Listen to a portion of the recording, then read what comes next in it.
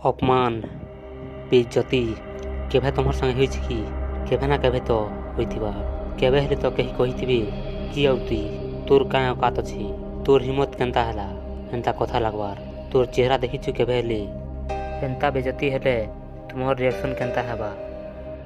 जेबे हेले तुमकी जे औकात दिखाले तुमर मन भितरे केनता लागसी, सेते बेले तुमे केनता रिएक्ट करसो, केनता भावना आइसी। बहुत खराब लागसी और बहुत राग भी लागसी। हेले जदि मुई कहबी कि अपमान हेबार ले जरूरी आए और मजाक हेबार ले जरूरी आए, काहेला जे कि इतिहास साक्षी अच्छे कि जेन जेन माने तलू पर के उठिछन सेमानकर संगे केभे ना केभे मजाक उड़ीछन और बेइज्जत करिछन।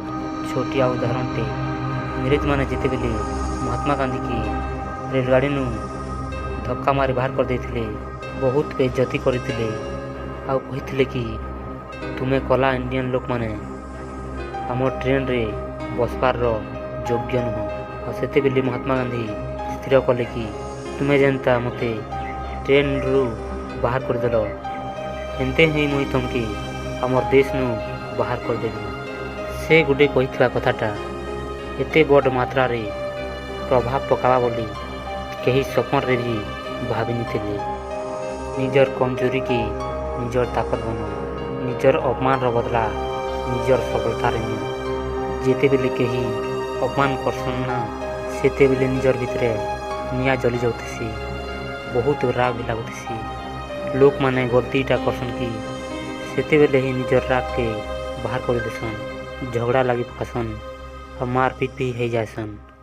से गुस्सा के से राग के यूज करबार के सीखो, निजर भितरे से राग के रखो और से निजर भितरे जलुथिबा निया के बढ़ौथ, हेले ही परिवर्तन आसवा।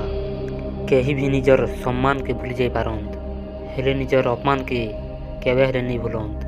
केही किसी भी कहले सेते बेले ही रिएक्ट नहीं करो, निजर राग के बाहर नहीं करो, भितरे ही रखी दियो।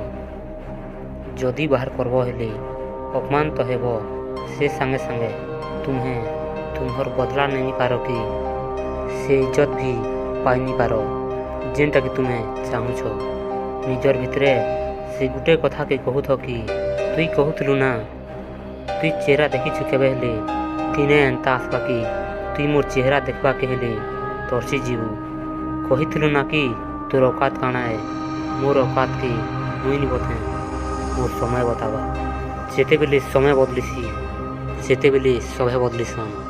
और सबु बेले निजर भितरे कहूथ कि जेन माने मते अपमान करिछन मोर समय के देखी करी कसम खाउछे मुई दिने एंता आसबा मोर ने के लोग आसबे मोर समय नहीं कला। ई वीडियो रे जेन उदाहरणटा अच्छे इनु आमे ई शिक्षा पाइला जे जिंदगीटा नुहे जेनटा कि आमे पाइछु, जिंदगीटा है जेनटा कि आमे बनासु। एंते ही भल भल वीडियो मान देखा लगे चाहूँ डुलेश्वर मोटिवेशनल चैनल के सब्सक्राइब करो। जय जगन्नाथ, जय माता समलाई।